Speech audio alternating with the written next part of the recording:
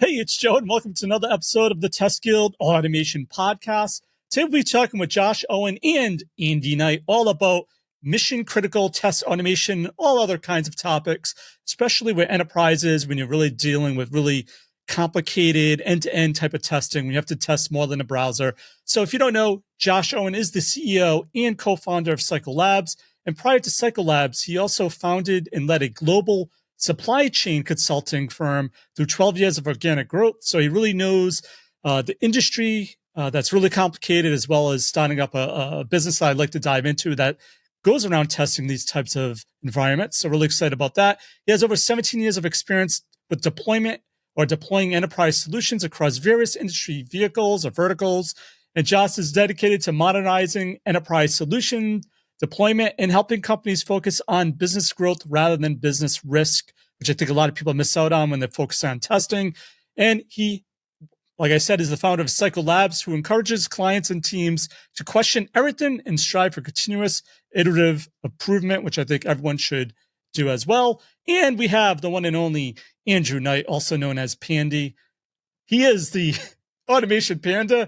He is a software quality champion who loves to help people build better quality software. You've probably seen him speak at multiple conferences all over the place. He is the principal software architect at Cycle Labs, focusing on test automation excellence for supply chains and warehouse management. He's an avid supporter of open source software. You probably see him all the time talking about Playwright, talking about Python, and he's the lead developer for Boa Constrictor for the .NET screenplay pattern. Everyone should be checking out the screenplay pattern. And he also does a lot of writing. He's working on a book right now, I hear, on software testing that he's going to be publishing with many publications. Hopefully I'll have him back on the show to talk about that.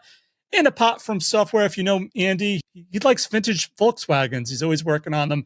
You can check out his tech blog at Andy at automationpanda.com and follow him on Twitter as well. Really excited to have him on the show. You don't want to miss this. You want to learn more about enterprise type automation, and stay tuned.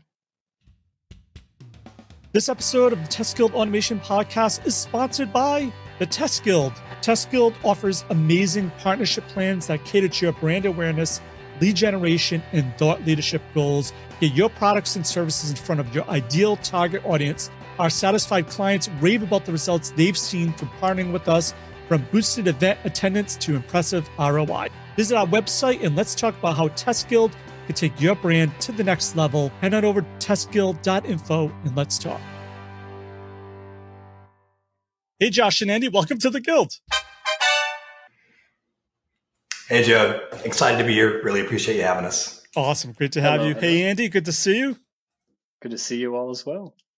Cool. I guess before we get into it, Josh, I'm always, whenever I have founders on the Guild, I'm always curious to know why they started their company, especially around automation and testing. So maybe a little backstory before we head into mission critical type testing topics. Happy to do it. So as you sort of alluded to in the introductions there, I've spent a long time, nearly 2 decades at this point, deploying what I would call enterprise supply chain software. And so, the elevator pitch and what that is when you think about a warehouse or a distribution center, it's a complicated process that happens within those 4 walls, right? So there's material handling equipment, conveyors, robotics these days. You've got people management, inventory management. You've got printers and scanners and desktop applications. And so it's a complex environment. And what makes it even more complex is that you're sort of orchestrating the movement of tangible physical goods within those 4 walls. You're moving inventory and people around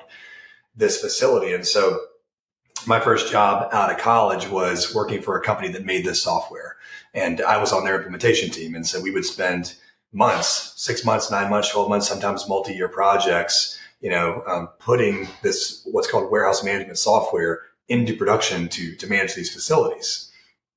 And so after a couple of 2 or 3 years of working for the company on the implementation team, what we realized is there's a really big quality miss. So that's the short story, right? What happened, sort of like cognitively in my head was we do these really long projects, and I felt very passionate about the fact that we'd done everything that we knew to do. We've solved the right problems. We built the right solutions. And then we would do what we call a go live, or sort of the cut over to the new system. And then, all hell would break loose, right? We'd be like, this thing's not working, and we didn't even build something for that.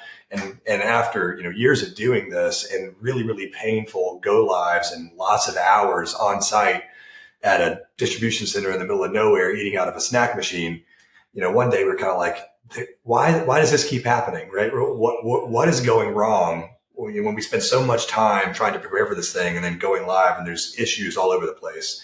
And I say issues, and I try not to say bugs. That's what we would often call them, right? As though there's a bug in the system or something. But what we realized is it's really a lot of times just rooted in miscommunication, missed conversation in the projects, where it'd say one thing, we thought we understood a thing, but there was a lot of nuance there that if we'd have uncovered it earlier in the project, we wouldn't have had those issues. But they eventually ended up on a bug list.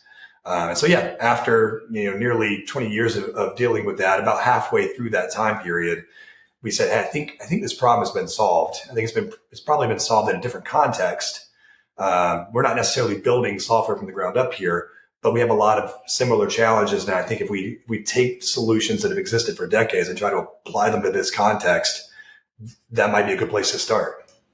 Love it. Yeah, I love domain knowledge. A lot of times people overlook domain knowledge, and when you just have a tool that you're trying to automate, you don't have that domain knowledge, you really miss out. So it seems like it's really going to help people with that type of enterprise as well. I guess before we dive into, I want to learn more about the quality misses. I want to bring Andy into the discussion. So Andy, looks like you have a new gig. I just want to know how you learned about Josh and Cycle Labs and how you got started there. Sure. So cool thing is we're both local to Raleigh, North Carolina. We met about 5 years ago because at that time I was just starting my Automation Panda blog. And I was writing about BDD, and apparently one day Josh stumbled upon some of my articles, looked up the contact info and said, oh my gosh, this guy's local. We should meet up. And I think he emailed me through the contact form and said, hey, do you want to meet up for coffee? I said, how about we meet up for bubble tea? And that was the start of a beautiful friendship. And here we are now.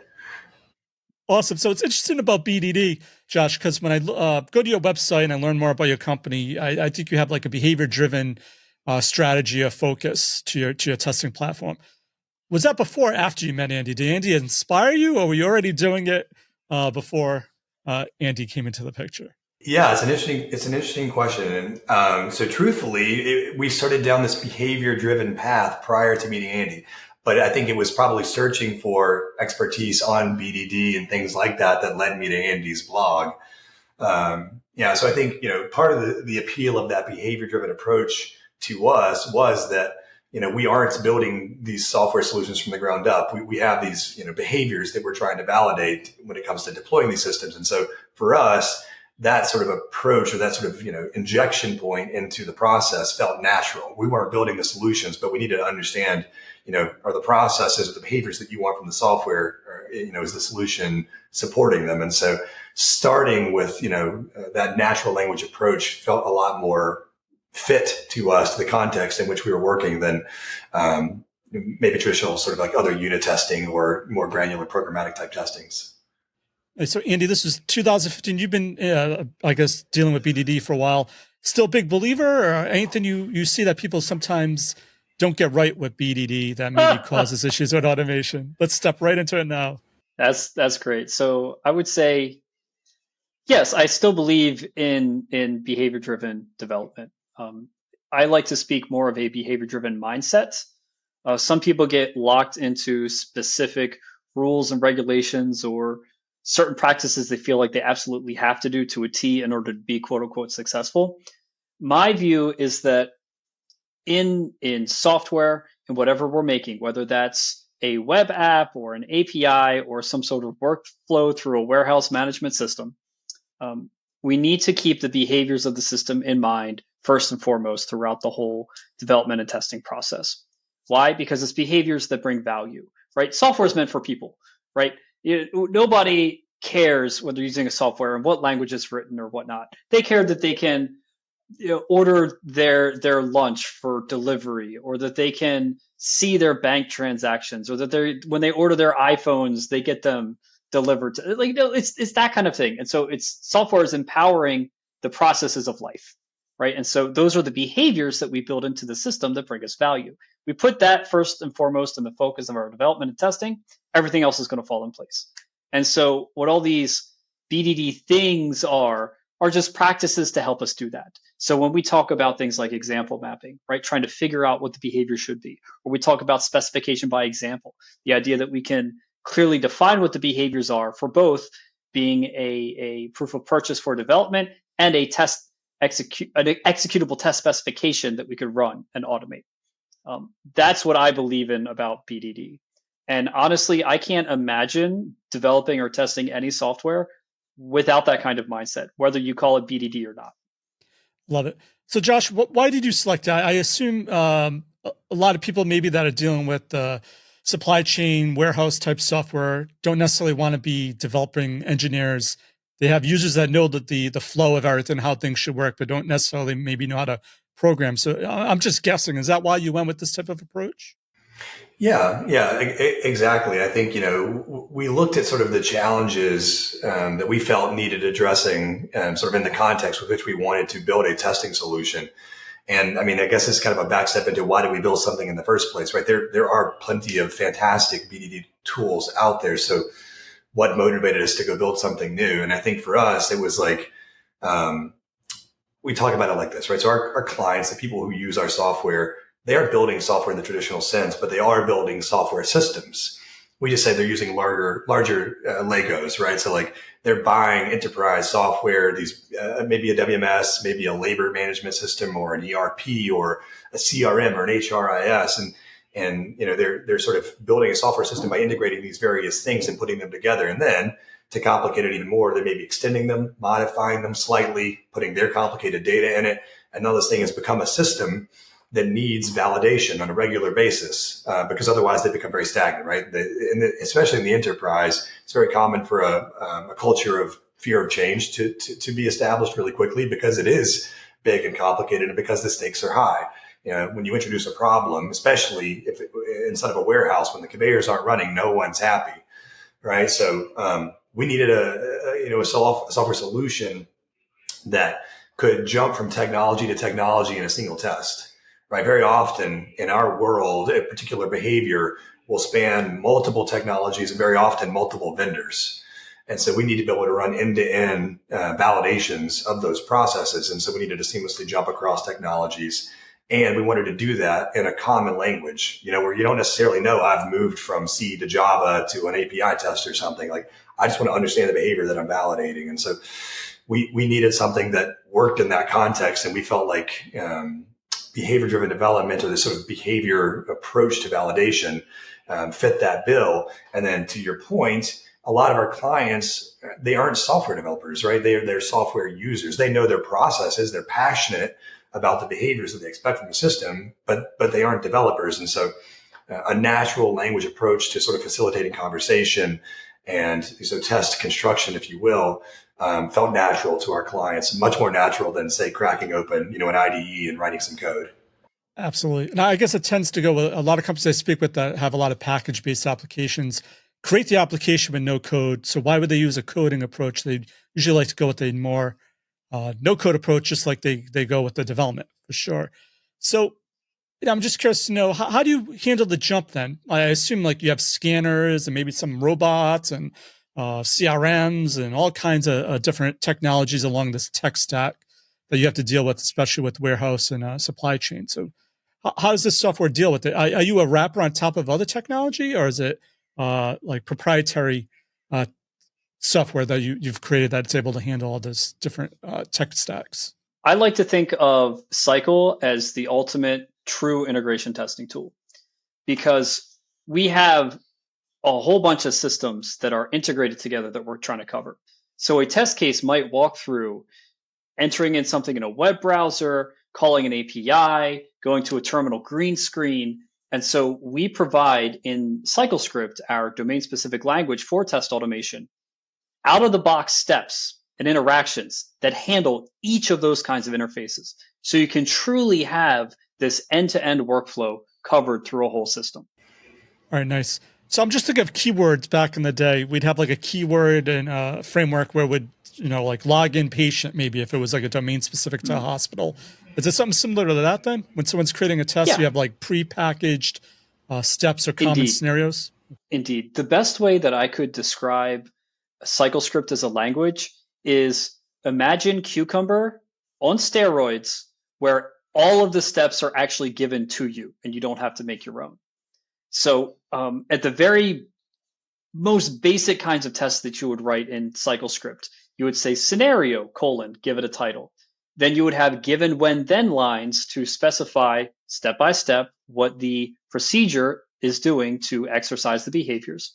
And instead of, like I said, having to make up your own steps, we provide a library of hundreds of native steps for things like, given I load the Chrome browser, when I navigate to this page with this URL, and I click the button with this particular CSS selector, and I do this, and I do that. So it's all very plain language. I call it semi-coded because it's not fully codeless in the sense that you have a recorder or you have like some sort of GUI builder, but it's not entirely coded either because you're not dropping down to Java or Python or whatever. You're not directly calling Selenium WebDriver.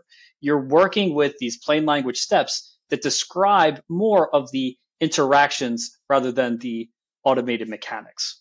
And so you would piece together a test with those kinds of steps that are given to you, right? You don't have to implement that yourself. There's some other cool stuff Cyclescript does. There's some if-else logic there. You can have while loops. There's some other constructs. But at its core, that's basically how you would write tests. Nice. So I think with this type of software too, a lot of times you need to do validations beyond a web browser. So probably database validations and different types of business requirement outcomes. I assume, does it have built-in tech for that as well to help people get the right validations at the right place? Yes. So I know that you can have some database calls. Worst case scenario, if you need to do something that's not provided by our steps, you can always drop into Groovy and just kind of script that off on the side. It's a little bit dirty, but you can do it. Awesome.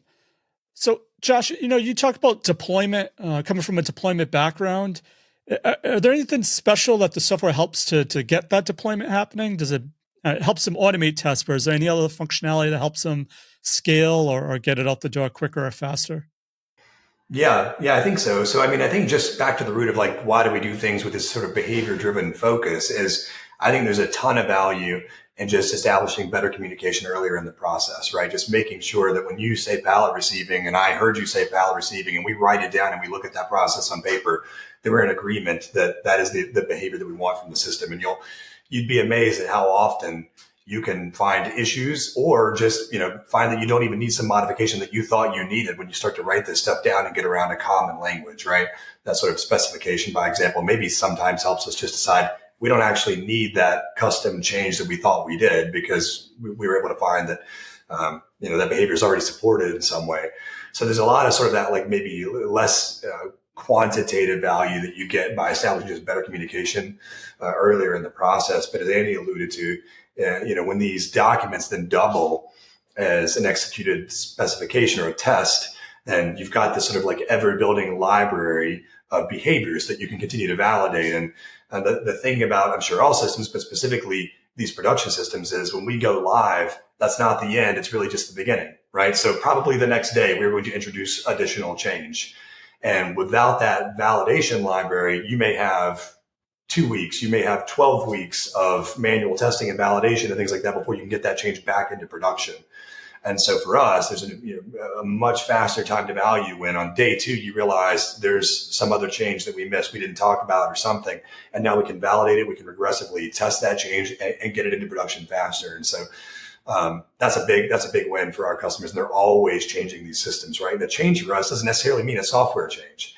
When you think about a business, you're thinking about like onboarding a new vendor, switching suppliers or updating your labels or whatever the case may be. Like in all of these systems have high enough complexity that almost any change should warrant a regression test. And so there's a lot of value there. And then I think, loosely related to your question, I think, is we also provide a means for performance testing. So what we'll find is that any particular process validated sort of in a serial fashion does great things, maybe works perfectly fine. But when you start to run any kind of sort of concurrency around it, you can uncover all kinds of other issues, especially in these really high volume production environments. And I don't even necessarily mean like hundreds or thousands of concurrent tests. I'm saying sometimes just running 10 or 20 at the same time help us understand that there are database locks that happen when this is happening, things like that. So, yeah, so Cycle as a platform not only helps us author these tests, but it's a test runner and executor as well. And so we can run those tests in volume and performance tests at scale. No, it's a good point about BDD. It's probably why you used it as well, is you want to get the clarity before you actually, to make sure everyone understands what's going on before you assume what the test is doing. Because it seems like there's so many pieces that if you don't have it written down in a way that everyone can look at and go, well, you missed this piece or you missed that piece, you probably uncover a lot of bugs before you even get to the development of the test script, sounds like.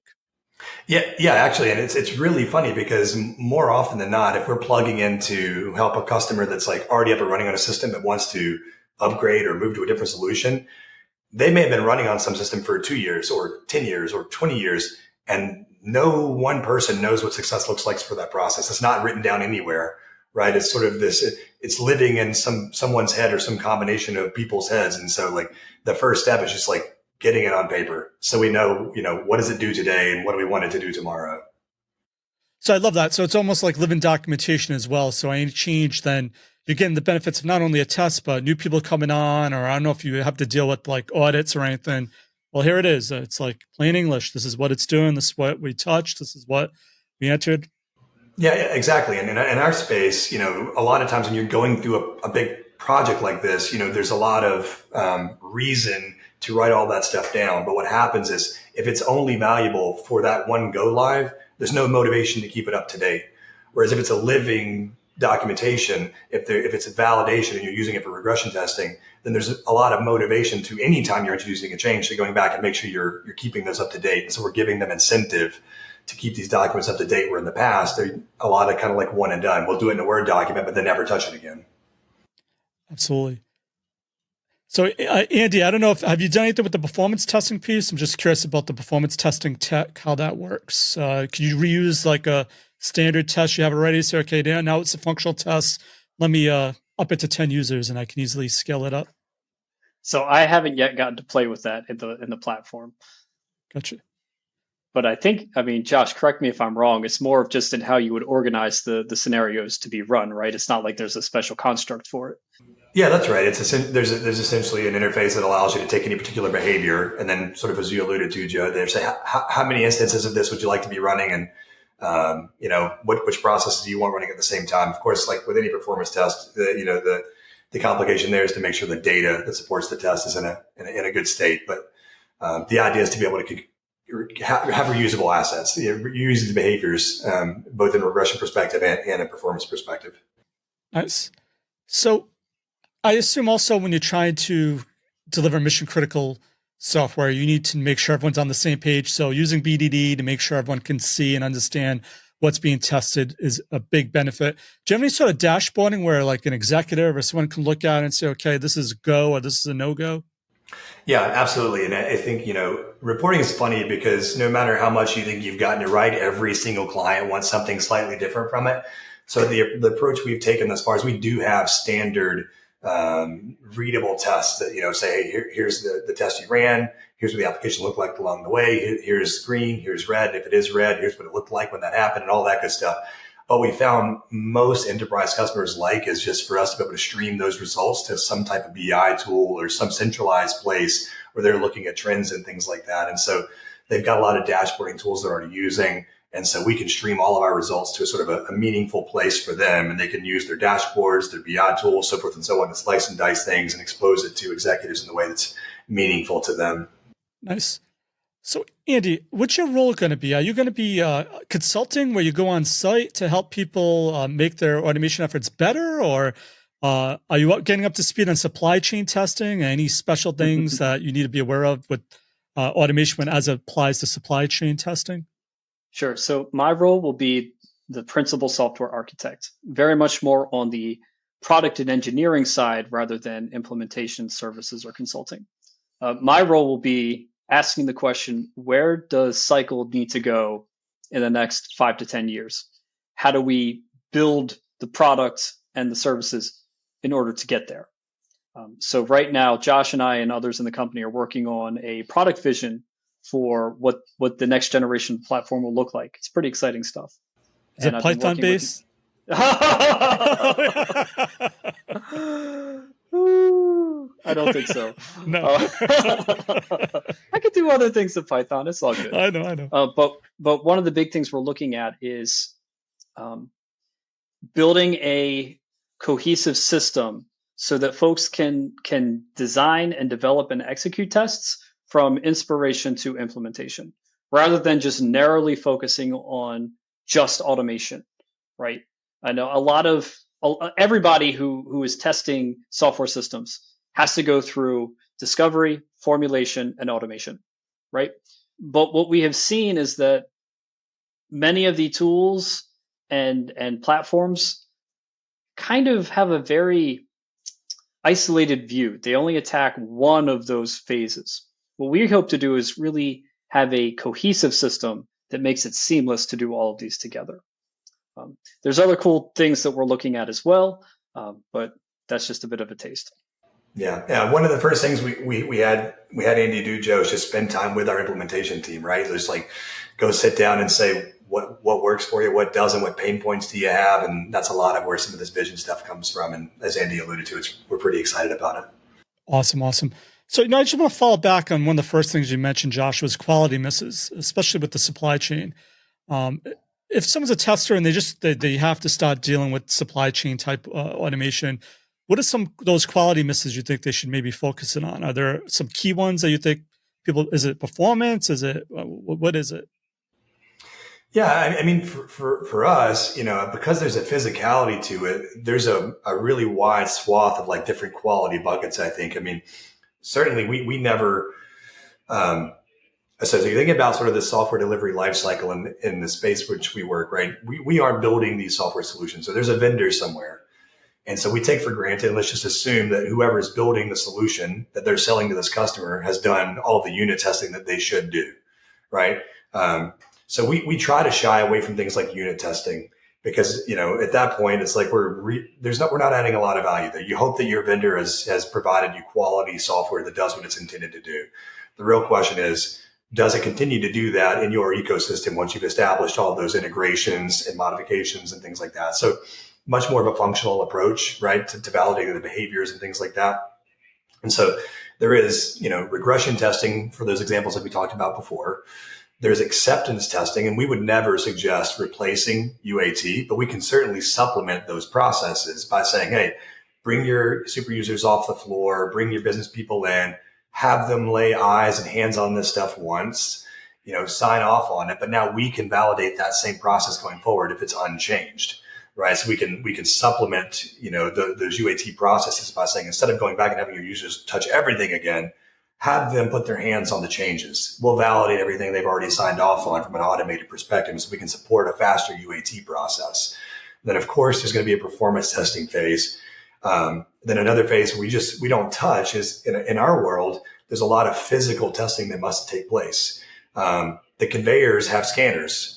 They need to scan these labels and make sure that the boxes are being diverted down the proper lane. And we don't validate that for them. But what we can do is make sure that when they show up to do that physical test, that they aren't going to run into some crazy system problem that keeps them from accomplishing that validation. So we can supplement these sort of physical mock go lives by saying, you don't need to bring 100 people in. We can run these tests at volume. You need to bring in one person to test this physical process, and that saves them a ton of time and money. Instead of having to do it all in one big physical test. Love it. And I assume also if they're using packaged applications, maybe they make an assumption, hey, it's already been tested. Why do I need to test it? But like you said, when you put in your own flows, you need to test your flows to make sure they're working correctly. Yeah, exactly. And so sort of a way that we go to market is through strong partnerships with the OEMs the companies that build these software solutions, right? So what we'll often do is build prepackaged libraries of these behaviors and automations, because every warehouse, although they oftentimes look at themselves as significantly unique and different, there is, in the Venn diagram of where they overlap with every other warehouse, there's a pretty sizable overlap, and there's no reason to reinvent that wheel every single project. So we can have a lot of economies of scale if we pre-build libraries that we know are going to, provide 75, 80% coverage of these processes. And so we'll build these libraries out in partnership with the OEMs that build the software that helps us get up and running faster. Then all we really have to do is sort of do that behavioral gap analysis that says, how does this process differ from the way that you guys do it? We'll upfit our standard features and tests, and we're sort of off to the races. So, Andy, I'm just curious to know, if you're dealing with a lot of not weird technology, but technology that sometimes you think you can't test. I used to work for an application that did radiology, and you had to look at the X-rays, and you're like, "Oh, this is untestable. You need to do it manually."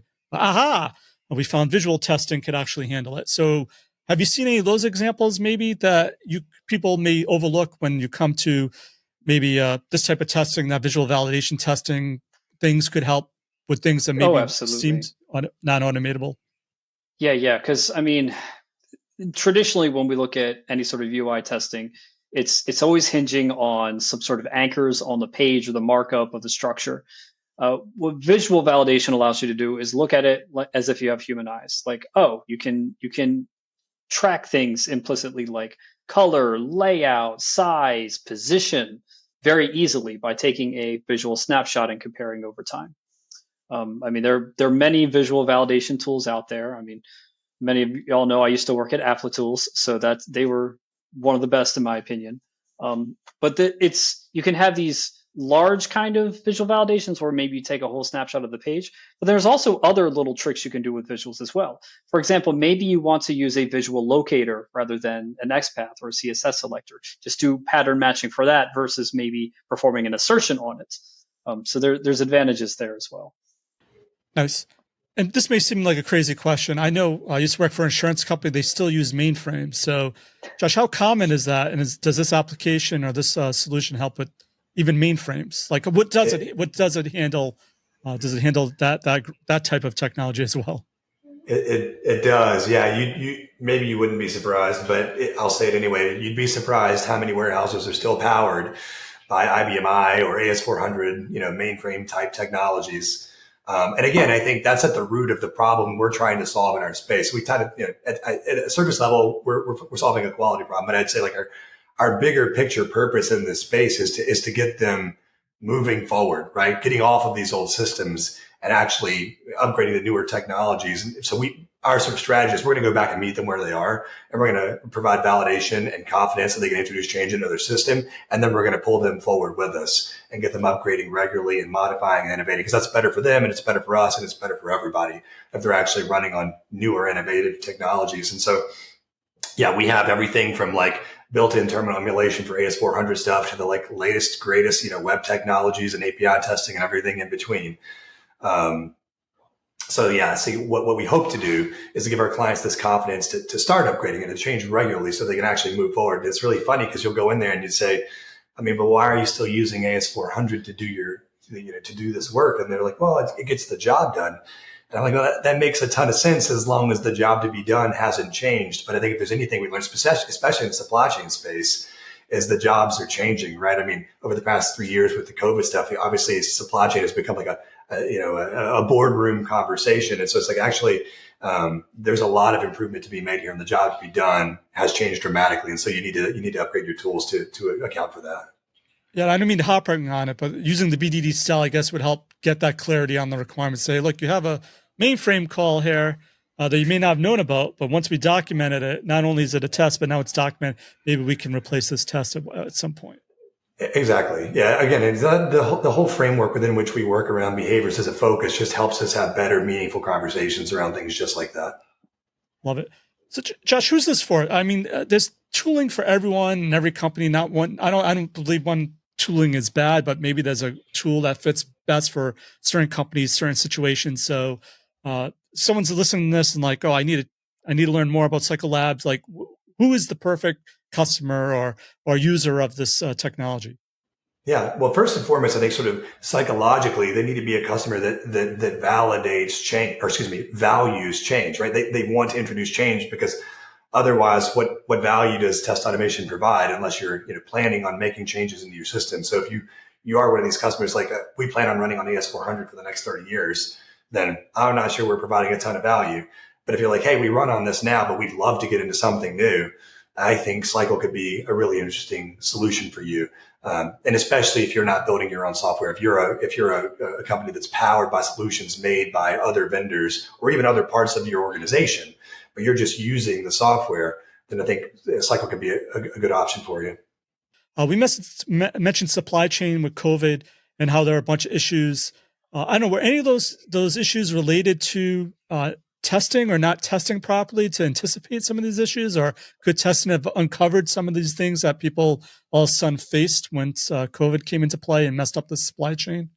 Yeah, 100%. So, I mean, essentially what you find is in the supply chain space for the past, say, 20, 30 years or longer, efficiency has been measured by taking processes that we are known to be, standard supply chain processes and squeezing the most efficiency we could possibly squeeze out of them, right? Just always doing it better, doing it faster, doing more of it.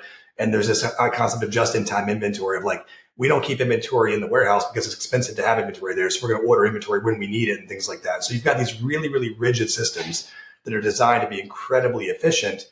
But I think in the supply chain space, when we realize is, we now need to change and we need to change fast. That rigid system is actually the opposite efficient. So now you can't change. Now you can't go get a different vendor and things like that. It's been so optimized for this one particular path.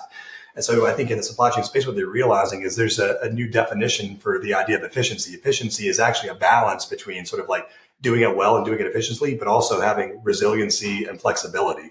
So, the ability to pivot, to adjust, to move, there's a lot of value in that, not just we do this better and faster than everybody else. All right, Josh and Andy, before we go, is there one piece of actionable advice you can give to someone to help them with their mission critical automation testing efforts? And what's the best way to find, contact you, or learn more about Cycle Labs? I'll start with you, Andy. Sure. So a piece of actionable advice, I would say, don't overcomplicate things, right? Focus on the behaviors you're trying to cover individually, atomically, independently. That will lead to much more successful testing. Yeah, I think Andy's was fantastic. I think for me, it's, if you're working in an organization, try to get a handle on what the culture is where you are. And if you think you're working in a culture where, change is a problem, where there's a fear of change or things like that, you can be that catalyst, right? I mean, it takes someone to start it. You can be the one who says, hey, I think there's solutions out there to solve these problems. And then I think if we do these things, we can move the business forward. So someone's got to start it. Someone's got to make the noise there, and you can be that person. Thanks again for your automation awesomeness. The links to everything of value we covered in this episode, head on over to testguild.com/A464. And if the show has helped you in any way, why not rate it and review it in iTunes? Reviews really help in the rankings of the show, and I read each and every one of them.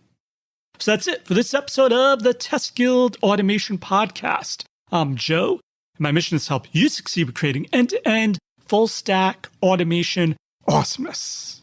As always, test everything and keep the good. Cheers. Thanks for listening to the TestGuild Automation Podcast. Head on over to testguild.com for full show notes, amazing blog articles, and online testing conferences. Don't forget to subscribe to the Guild to continue your testing journey.